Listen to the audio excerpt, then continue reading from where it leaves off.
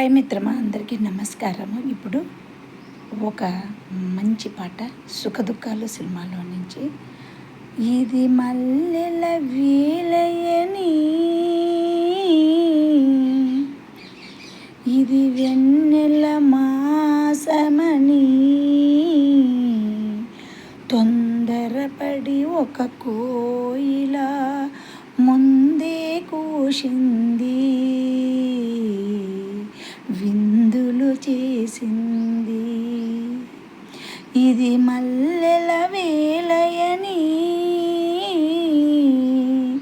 ఇది వెన్నెల మాసమని, తొందరపడి ఒక కోయిల ముందే కూసింది,